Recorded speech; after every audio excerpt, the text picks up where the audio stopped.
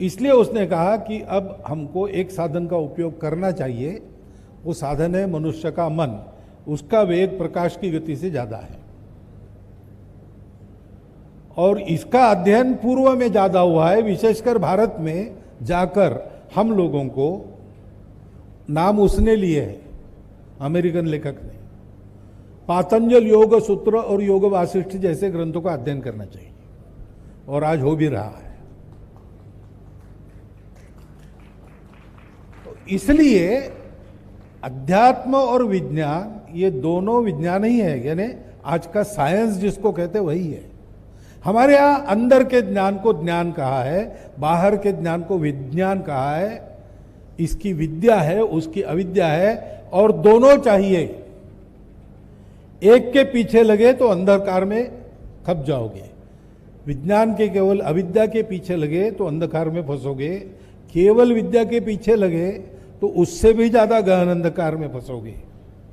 अविद्यया मृत्युम तीर्थवा विद्यया मृतम अश्नुते, ये उपनिषदों का आदेश है कि भौतिक जगत का ज्ञान प्राप्त करके मृत्यु भय को दूर करो और आध्यात्मिक जगत में गोता लगा के अमरत्व की प्राप्ति करो।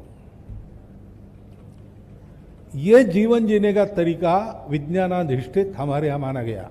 जब मैं विज्ञानाधिष्ठित कहता हूं तो साइंटिफिक, ऐसा मेरा कहना है, क्योंकि दोनों साइंस है। और इसलिए भारतीय ज्ञान परंपरा का उल्लेख हुआ। 2000 साल पहले हमने क्या क्या किया था,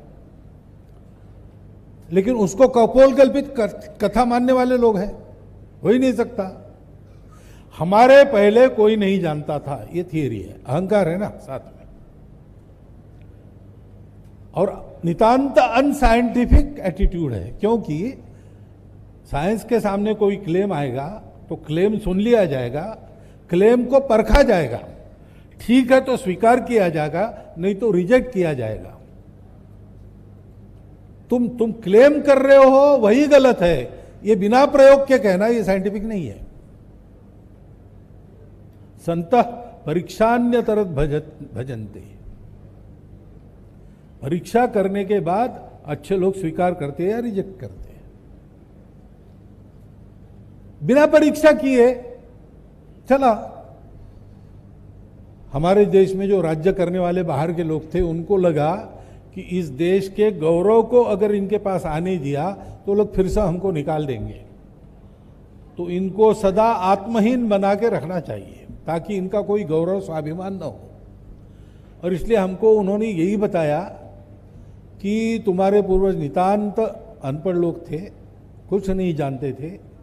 तुम्हारे वेद उपनिषद जो सारा प्राचीन तुम्हारा ज्ञान भांडार है, चतुर्वेदा पुराणानि सर्वोपनिषदस्तथा रामायणम भारतम च गीता सद्दर्शनानि च जैनागमा त्रिपिटका गुरु ग्रंथ सतांगिरा, ये जो ज्ञान निधि है वो तुम्हारा ज्ञान निधि नहीं है, वो भांग की नशे में तुम्हारे लोग बड़बड़ाए उसको ही लिख के रखा है। तुम्हारे सारे ग्रंथों में को एक तरफ रखा और हमारी लाइब्रेरी का एक पुस्तक सामने लाया तो वो बहुत कम है, हल्का है। इस अहंकार के साथ हमको ये पढ़ाया गया कि है नहीं कुछ। लेकिन अब सोच रहे हैं बहुत कुछ है, मिलता है, तो कैसे खो जाओगा?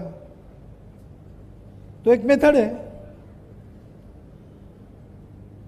पाया है और वो सत्य। आज के विज्ञान के निकषों पर भी वो सत्य है, अनुभव पर तो परंपरा से सत्य ही चल रहा है।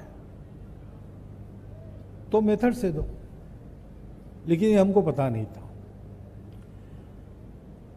ये विज्ञान आज का होता है किनके पास होता है? ज्ञानी लोगों के पास होता है ना। कोई गोली आप खा रहे हैं, वो क्या है, कैसी है, उसके परिणाम क्या है, कैसी बनती है वगैरह, ये ज्ञान आपके पास नहीं है। और वो ज्ञान बदलते रहता है। घी खाओ तो कोलेस्ट्रॉल बढ़ेगा, घी बंद कर रहे थे। अब आ गया कि गाय का घी खाने से ठीक होता है और देशी गाय का खाने से ठीक होता है। कहीं आ गया, यूट्यूब पर आ गया, हमने पढ़ लिया, तुरंत हमने घी शुरू कर दिया। कितने ही बातों में ऐसा ही चल रहा है।